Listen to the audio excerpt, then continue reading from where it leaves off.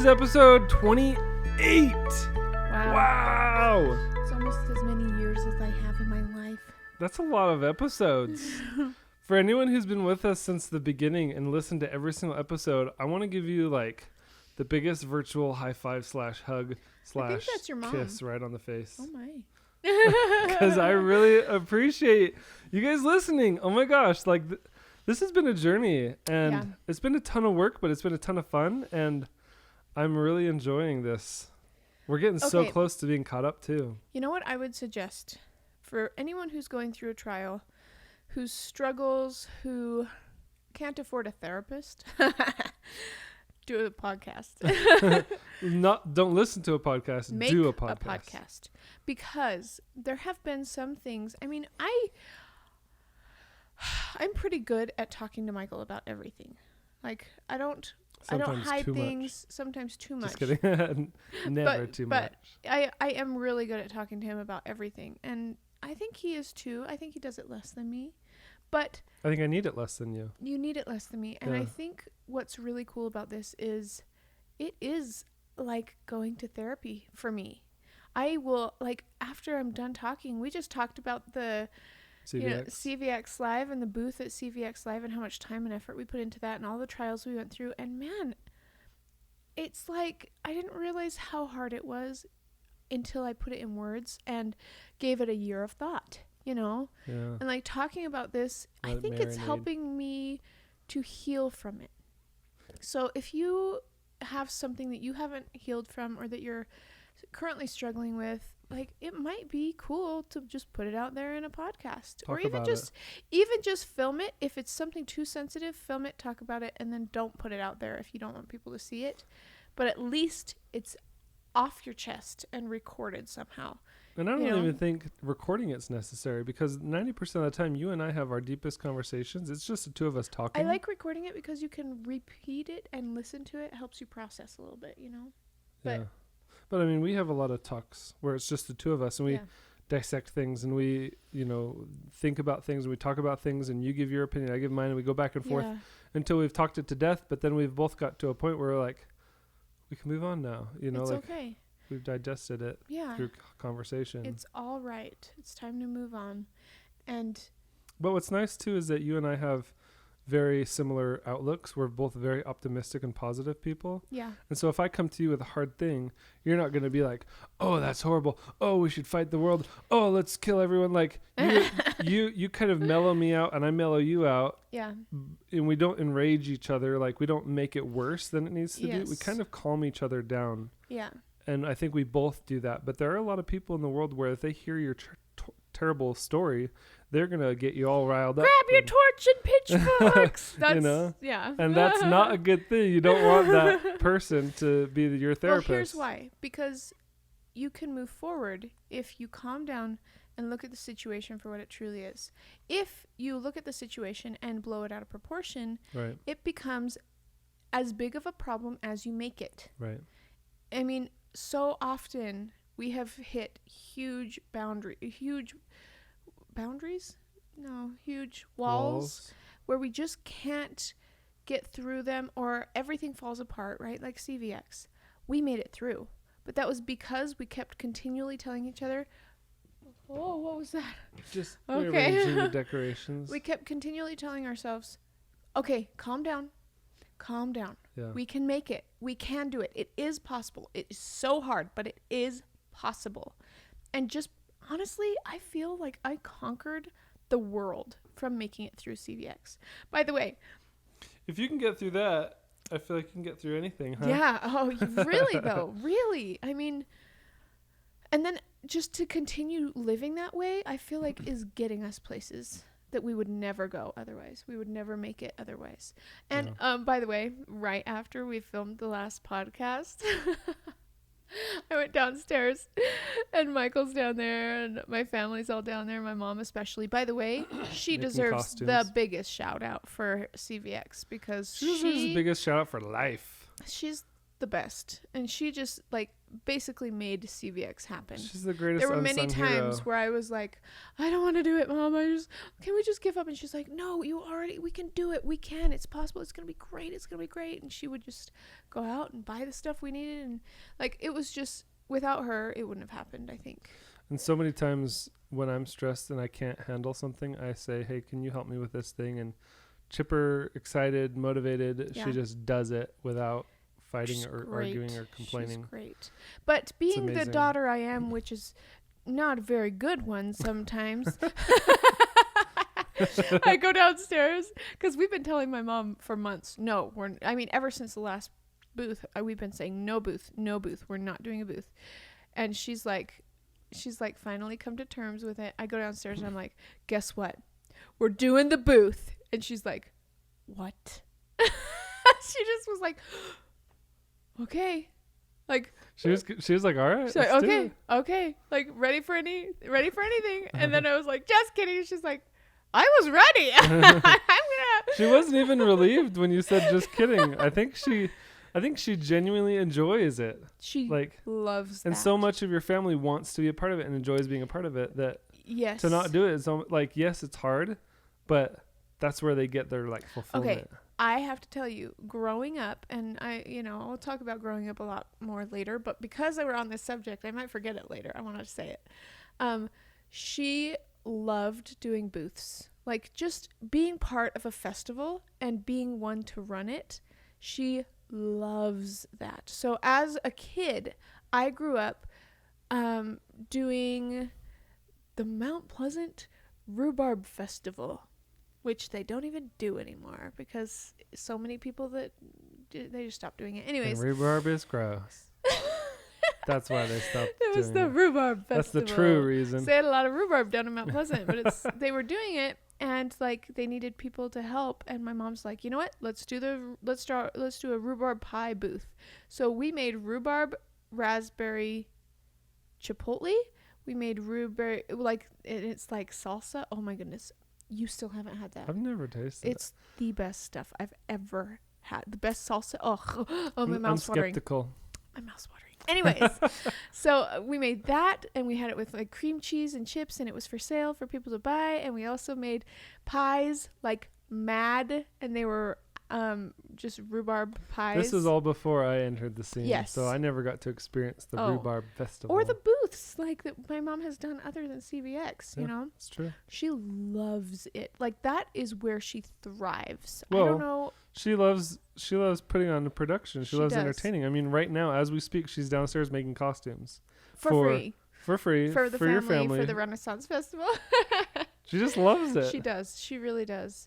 That's I think doing service for other people and seeing other people happy, that's her love language. I think that's why her being part of our team is her dream job, because we put her to work on projects and she doesn't even have to ask to be paid. We just pay her because that's just the arrangement that we've worked out. But it's not she's not depending on it and it's not the end of the world, but it's hey, you're helping us a ton. That has a lot of value, and we want you to know that you're worth it. Yeah. And so, because back in the day when we would do the booths, sometimes we wouldn't make any money. We would still be in the red, and it was frustrating. But then we just wouldn't do it the next year, But it was oh, someone's on the intercom.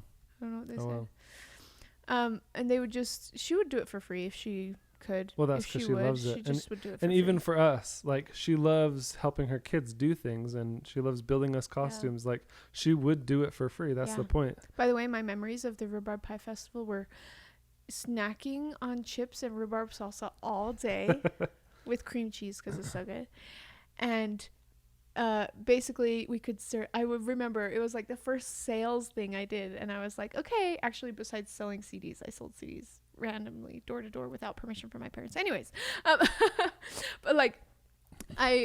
mom's hey, you need to ask them if they want just a pie, a whole pie, or a pie by the slice, or one pie slice a la mode. And I was what's a la mode? And she's with ice cream on top and caramel and whipped cream. So anyways, I was would you I was probably 14 maybe. And cute. I was just would you like pie by the slice, pie the whole thing or pie a la mode? And almost everybody got pie a la mode. Well, you're making me want pie a la mode. It was so good. So, okay, before we talk any more about that. Oh, wait, one more booth thing. We also did like a hot dog booth. We just sold hot dogs. Made our own booth. Mom made all the she made little aprons and little hats that were like 50s style, and we all wore those. And that was one I don't think we made any money on, but it was fun. Are we going to talk about what we came here to talk about? Sure. So, we're a third of the way into this podcast, and we haven't even talked about the whole topic, which is pregnancy. Trying to get pregnant. So, all started. Go ahead. It all started. I'm going to see if you're starting early enough in the story, or I might have to correct you. It all started, well, with a twinkle in our eyes. Isn't that how the story always starts? He looked at me the right way and I got pregnant. Just kidding. I used his chapstick. That's how. Just kidding. No, actually, all the way back when Charlie was about 9 months old or close to a year or so, we started thinking, okay, we have to have another baby. It's time to have another baby because we've had each of our kids 22 months apart and it needs to be 22 months apart. So what are we going to do? We were panicked. We had just bought a house it was the first house we bought, and it was terrifying, so much money. And we were just barely off of YouTube. You're talking about we quit YouTube months after we moved into that house. He's saying quit YouTube. We meant to say quit our job. Quit my job. Yeah. So even a little further back, when we got pregnant with Charlie, I was hesitant, and I think I might have talked about this before, but I seduced him. But I said, look, and I kind of I prayed to Heavenly Father, and I said, okay, Heavenly Father, we're about to have 4 kids, and I'm still working full time, and I really wanted to be a full-time YouTuber. I said, please help us. Full-time dad. Get to be full-time YouTubers, and I said, I kind of I almost made a deal. I was like, if you can please help us get to become full-time YouTubers, then we'll have another kid at that point. And it was before Charlie was even a year old that we were full-time YouTubers. It happened way faster than I expected. Yes, and we weren't ready to have another kid yet. And I always felt guilty for a long time thinking, I made this promise and now I'm not having this I'm not baby. Fulfilling the deal. Even though Heavenly Father has blessed us to be able to do YouTube full-time. So he was putting the pressure on me a little bit. I wasn't really putting the pressure on. Not really. It was more of a hey, just so you know, I'm ready whenever you are. Yes. And you were like, I'm not ready yet. I didn't know why. All I knew is which is fine. I was tired and I was not recovering very well after Charlie. For some reason, I was just I feel horrible all the time. I don't feel good. So, yes, he made that promise. The time came around where it was okay, if it's going to be 22 months apart, we need to get pregnant again. And we started panicking. We'd never done that before. We'd always been okay, it's time. It's right. Okay. Panicking. I started panicking then. And I was like, what do we do? It's time to have another kid, but I just don't know how I feel about it. I've been praying and I'm not getting an answer. What am I going to do? And I remember having a talk with my mom and dad actually before they moved into our house. And I was like, Mom, Dad, we want to talk to you about something. Please give us your honest advice. It's time to get pregnant again because that's what we've done in the past. That's our habit. That's our tradition, whatever. And what are we going to, we are, I don't know. We can't figure out if we should do it or not. And Mom's like, that's your answer. You don't feel good about it. That's your answer. It's okay to not also get pregnant. We always were of the mindset of, if it's time to get pregnant, it's time to get pregnant. It's ready. We're ready to sacrifice anything. Whatever we need to do to be obedient to our Heavenly Father is our attitude. And we want those kids, I felt like the biggest reason why you didn't feel ready was physically you were feeling sick and tired. And yes. you're like, there's something wrong with my body. Yes, I said there's something wrong. And I don't know what it is, but I feel like if I get pregnant, it's just going to get worse. It's not the right. I don't feel ready physically. Yes. Because you don't want, and I don't want you either to sacrifice your health for a baby. Like, it's not worth it if making a baby is going to get you to the point where you can't even live the rest of your life. And I can't take care of the children I already have. Because you're sleeping all day and you're miserable and you're tired and just like. So did you ever talk about your experience figuring out what was wrong with you? So I'll just keep telling my side of the story. Are you getting there? Yeah. Okay. So we talked with my mom and dad, and they were like, you know, it could be that it's just not time for you to have a baby yet, and it's okay, just as okay as it is to get pregnant, it could be just as okay to not get pregnant, and that's the right answer for you, you know. And that just hadn't occurred to me for some reason, because I was like, no, attitude of sacrifice, whatever it takes, like in my mind for some reason.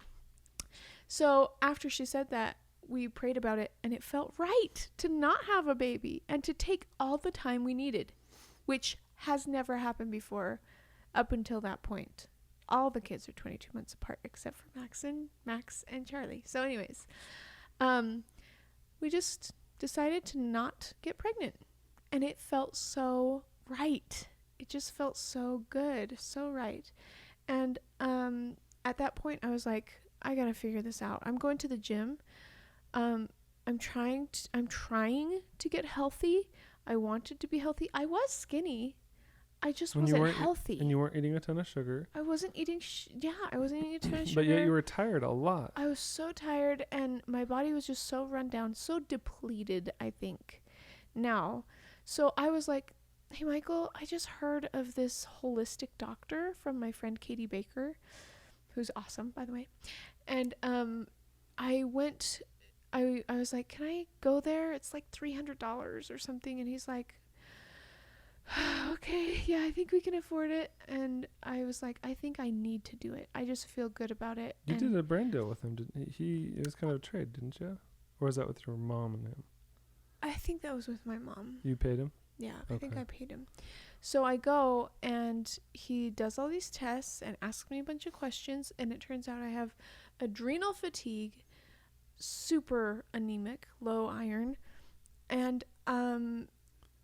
adrenal fatigue, low vitamin iron. deficiency. I have MTHFR, which is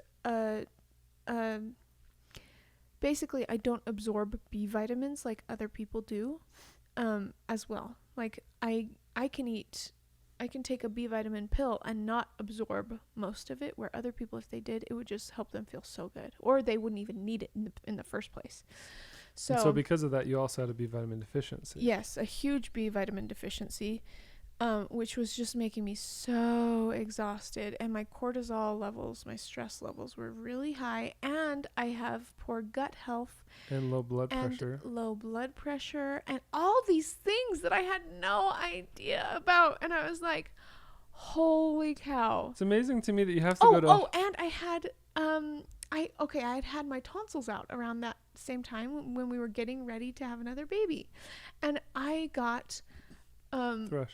It's thrush, but it's a yeast infection. I got a yeast infection all throughout my mouth.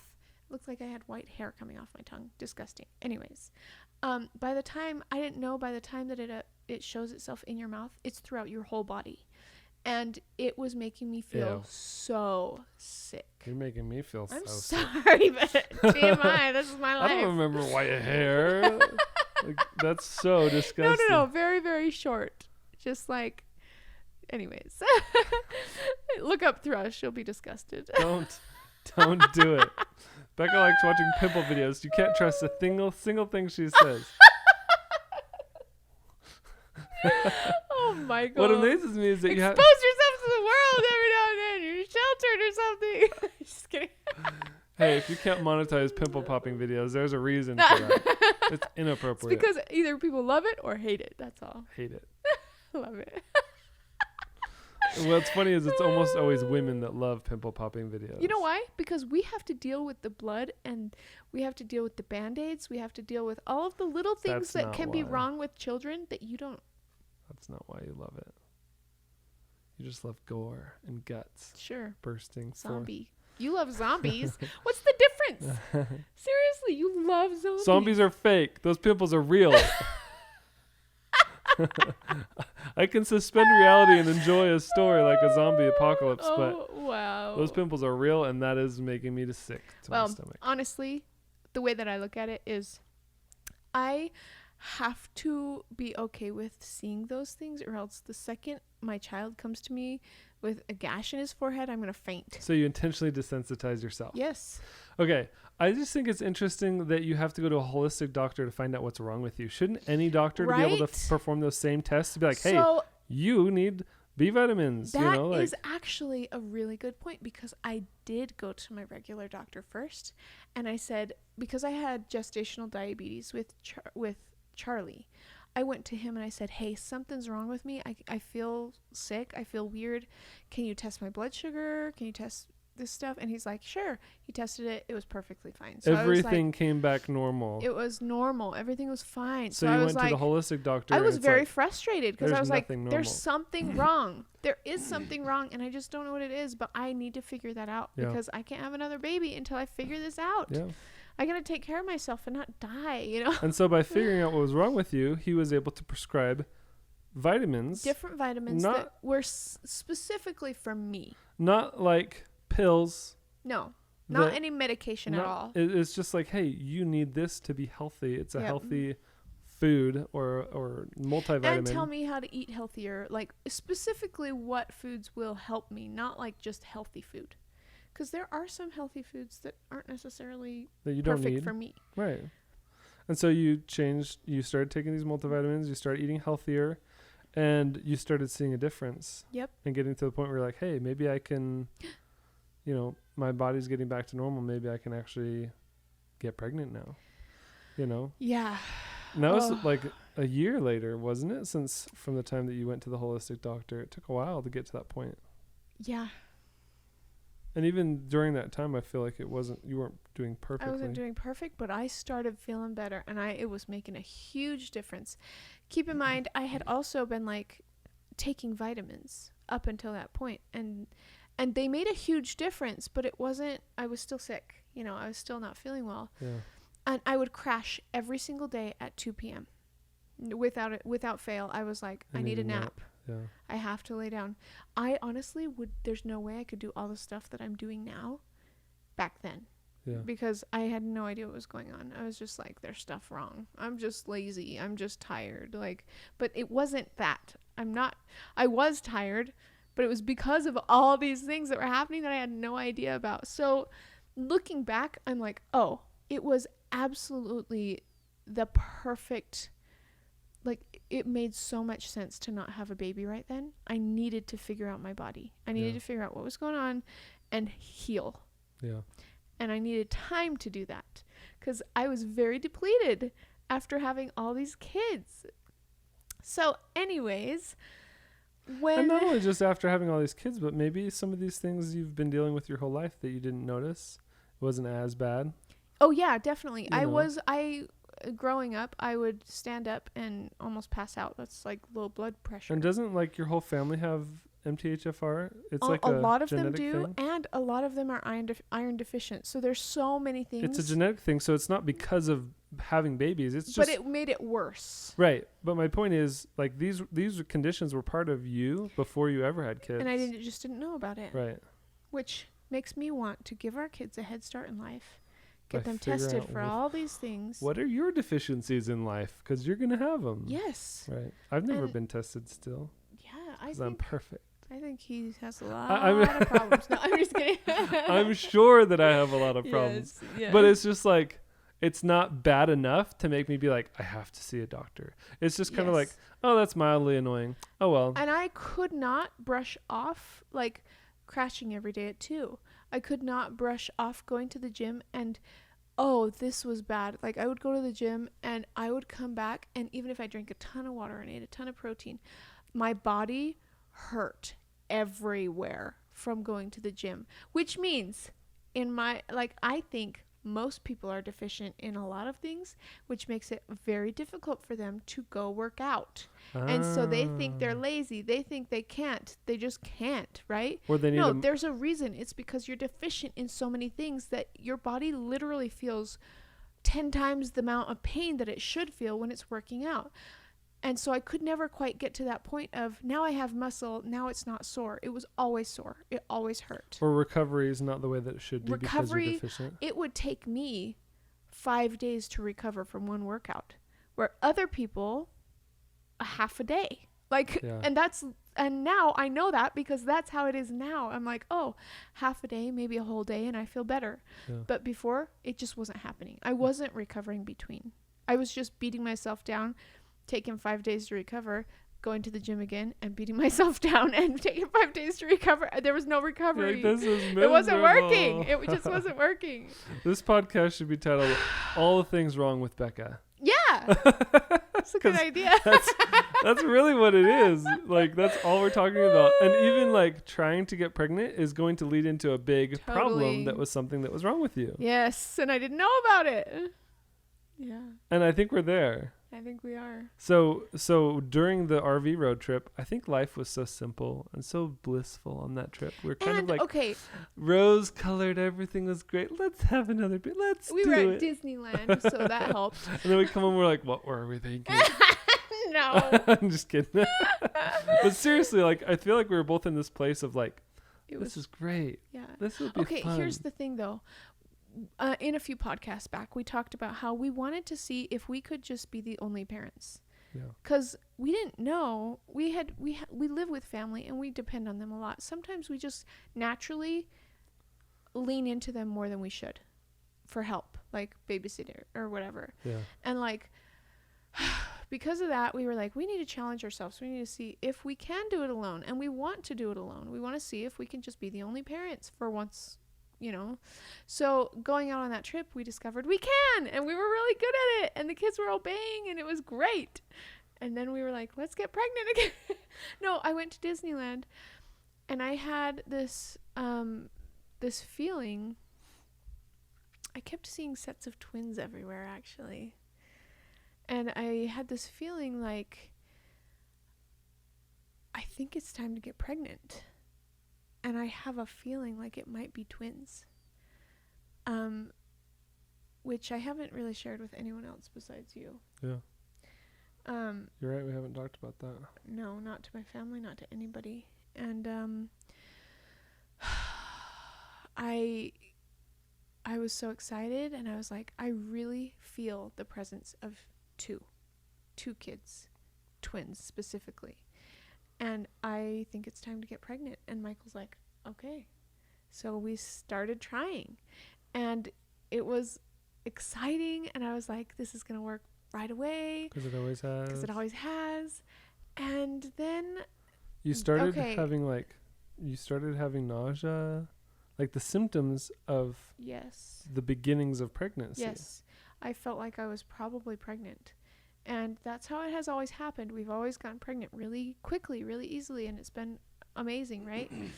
But then, this is the part that might be TMI. We might even want to start a new podcast for this. For what happened to make me not be able to have kids that we know about now? What happened with your uterus? Mm-hmm. And how that happened? Well, it happened. That's all I gotta say. You don't have to know more than that. You were in a compromising situation and bloop, right? Okay. I mean, that's what happened. Okay. So you thought you were pregnant. You felt pregnant. So I felt pregnant. You were experiencing I got a pregnancy test. I was feeling very, but the pregnancy test said no. It. It was too soon. It was too soon. And then we were intimate with each other. And TMI. I know, right? But we twisted funny, and my insides twisted. My uterus twisted, and it turned and tipped. You felt... It felt like a softball on the inside of my body completely changing directions. And it hurt so bad that I instantly couldn't move. You were like... And I said, get off. Oh, sorry. You were like, I need to lay down. I'm gonna go lay down. And then you just kind of laid down in bed for like a couple hours because you could hardly move. I couldn't move. I actually couldn't move. I just like basically waddled over to the bed and then just laid down and just was in so much pain. I literally couldn't move. And we were going to Disneyland that day. And I remember I got all ready before, like I was all ready to go, but I just could not move. And my parents are all like, oh, I think Michael's like, oh, she's tired or whatever. Just let her sleep and we'll go a little bit later. This was at night though that this happened. No, it wasn't. Was it in the morning? First thing in the morning? Yep. Oh, because I remember everybody waiting on me, and I was just thinking, I can't move. I don't know what to do. What did you do? I thought this was at night. I laid down for an hour, and then I felt like I could move. But we went to Disneyland, we just went on with life, right? And I didn't think much of it after that, other than every time, or not every time, but randomly, I would like bend over and feel excruciating pain in my stomach and my lower stomach, which is right where my uterus is, right? Right. It was so bad, and I was just like, okay, I think something's wrong.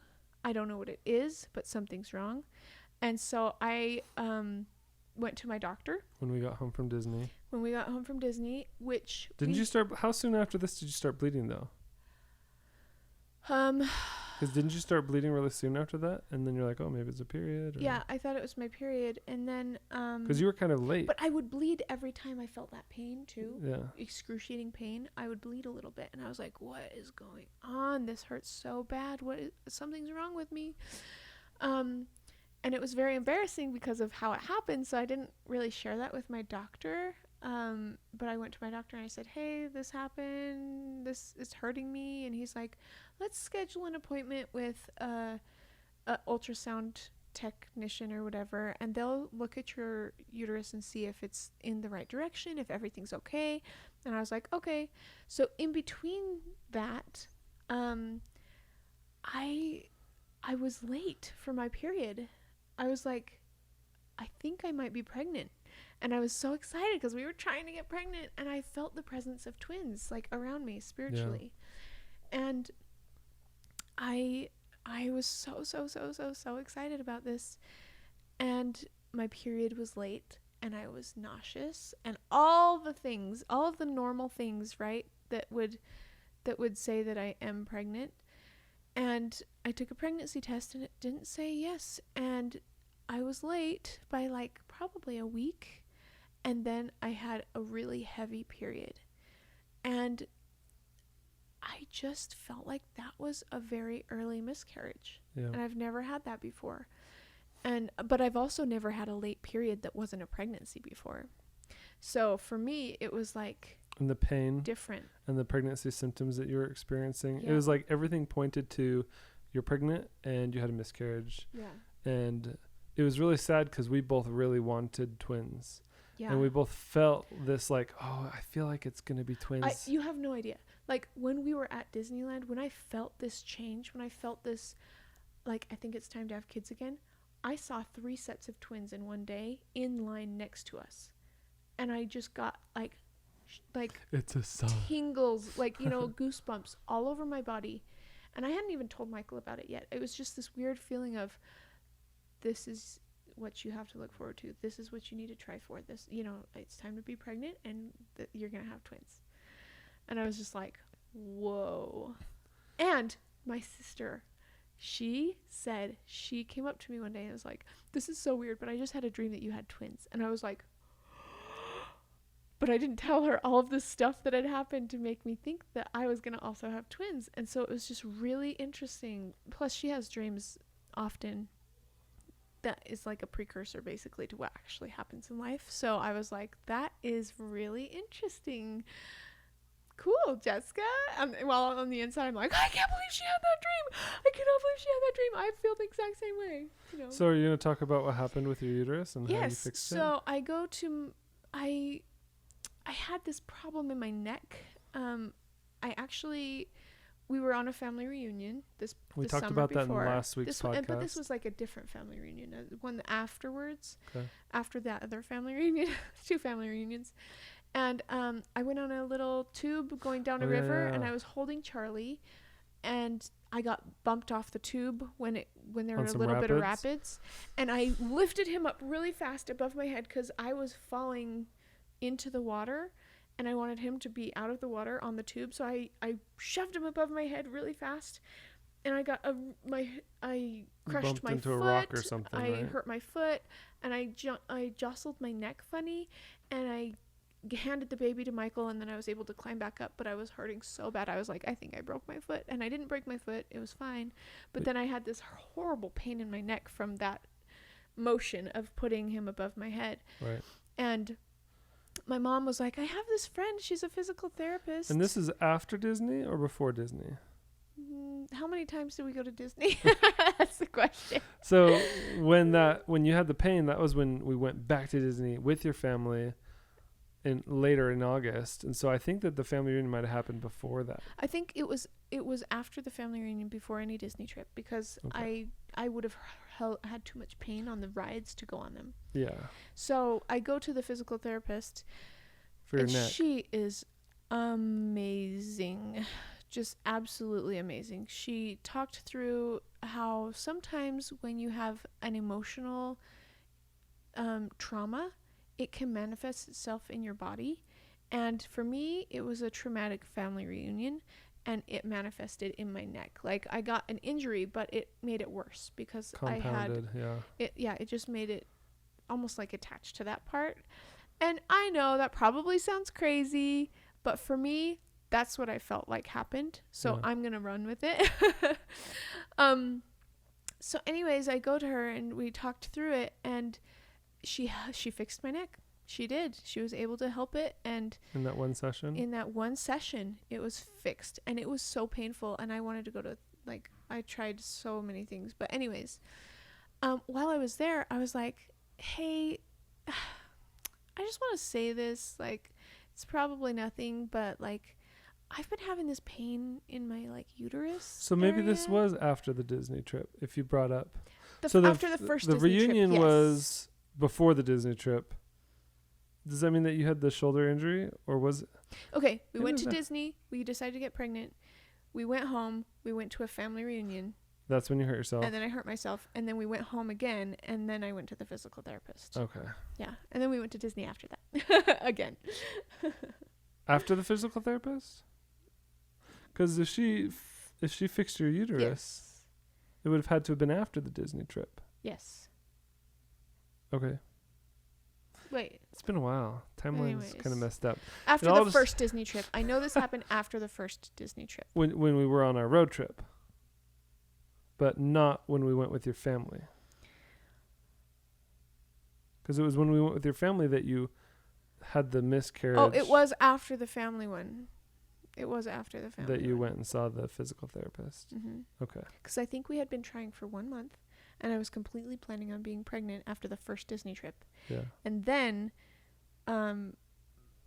it twisted inside of me. And then for a month or two was when I just kept having that happen. Yeah. Anyways, I went to her, and then she's like, okay, yeah, let me take a look. So she goes, and she's just kind of feeling around in my lower stomach, right? And she's like, oh, it's in the wrong position. It is twisted, it's turned, and it's tilted backwards.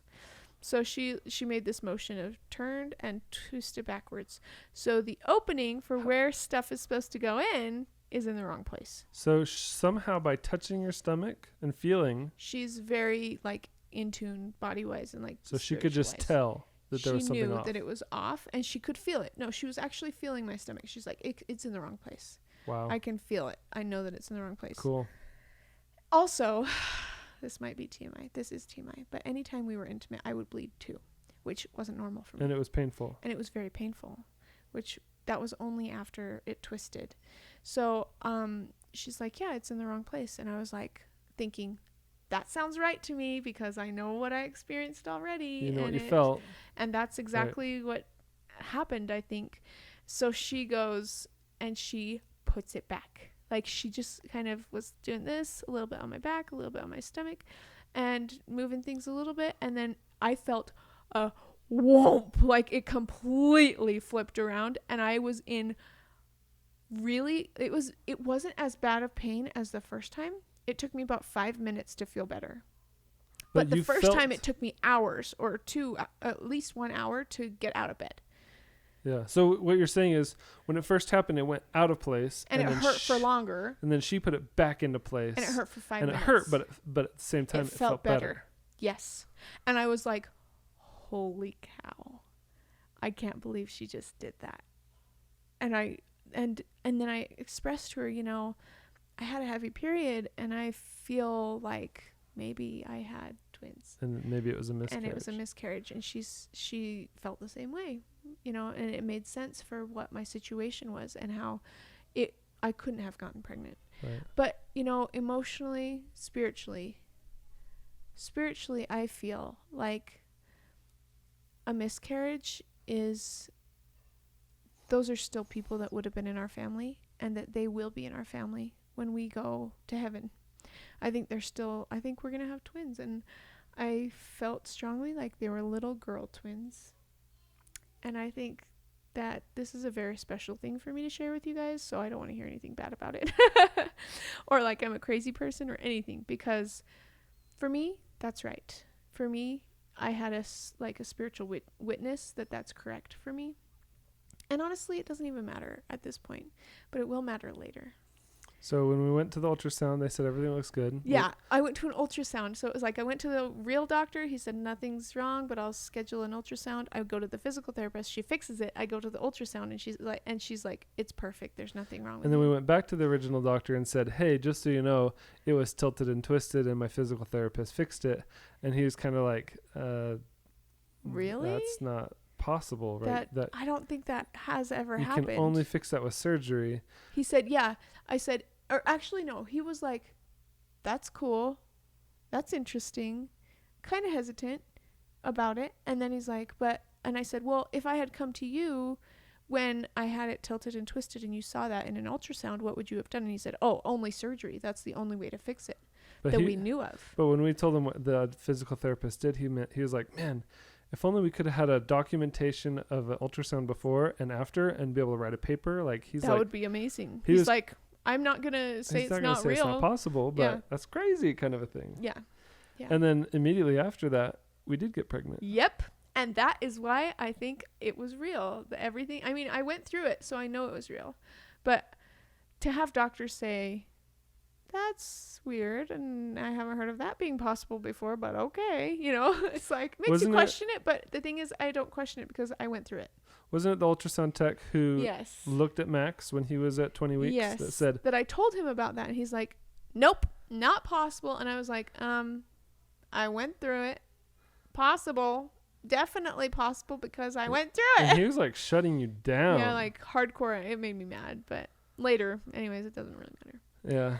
But I think it's relevant just to say, look, doctors are not all knowing. You know, they may have gone through a lot of they know a lot of school. They know what they were taught. Just like anybody who's educated, they know what they were taught. Yes. And that does not necessarily mean that what they were taught is the absolute truth. Or that there's not more to it. Right. That they don't know yet. And so I'm not trying to discount doctors. I think they're awesome. I have a brother-in-law and a sister who are both doctors. Yes. And a best friend who's a doctor. And so I think doctors are great, and I love our doctor. Yes. Oh, but absolutely. The point I'm trying to make is they're amazing and they do so much good, but they're not perfect and they're not all knowing. Yeah. That's all. And I know that I went through that and it was really difficult, but it's also incredible that it was fixed. And I am so happy that, and actually our doctor now currently said, hey, if that ever happens again, come straight in, get pictures taken, then go to your physical therapist, have her fix it, and then we'll take pictures again. He was excited to write a story. I want to write like a paper on this because that's incredible. So he's a good doctor. Yeah, he's the really one that was our doctor with Max through the pregnancy and delivery. Yeah. So I think that's it. And so during CVX, I said this in the last video, I was trying for a baby and I found I was on my period when we were going through lots of difficult stuff. If you haven't heard that, go to the last podcast and listen because it's crazy what happened. Yeah. But that was like the worst time I could have possibly been on my period. Joke. Even when we were at CVX, I would just take time every now and then to go in like a bathroom and just like I'm so sad that I'm not pregnant, and now I'm on my period during this, and it's really frustrating, and I am so sad, and I would just take a deep breath, put on a happy face, and go back out to talk to everybody at CVX because it's so exciting and everybody's there. You're amazing. By the way, the last 2 years in a row I've been on my period during CVX. How annoying is that? Annoying. Very. And the first year you were in the hospital with a brand new baby. First year, and then the second year I was fine, except for actually the second year was when I had all of my issues that I didn't know about. So I was very low on energy the whole time, and I gave into chocolate. But anyways, thank you guys so much for tuning into Beach Theory today. Kind of a crazy episode. We talked about a lot of things I was not expecting to talk about, but I'm glad we did. I think it's really good to be thorough. Yeah. And we've got a podcast coming up soon that we recorded actually while Rebecca was still pregnant. So it's going to be kind of like a throwback, but at the time when we filmed it, it was a throw forward. At the time that we filmed it, that's what we were experiencing right then. And so we wanted to record it while you were experiencing it. You could look at my face because I'm pretty sure I'm a lot more swollen. I'm a lot more swollen in the next video because I was at the end of the pregnancy and not feeling well. Oh. And I don't know if that will be next week's episode or if it'll be in a couple weeks, but it's coming very soon. Yes. Because we're getting to that point where we're almost 100% caught up with our life. Wow. Except for our childhoods, but I know. We'll get to that. Yeah. Anyway. We love you guys. Thank you for your support. Thanks for watching. You can listen to this podcast on Anchor or YouTube or anywhere where podcasts are. Apple Podcasts. Just search Beach Theory. Search Beach Theory. But if you want to see things that you don't in the audio version, you can go to YouTube and watch, and there will be clips and things. Should we have any clips in this one? We could have stuff from Disney. I think we're good with clips on this one. Oh, man. Anyway, love you guys. You're the best ever. And we'll see you guys next week. Beach Theory out.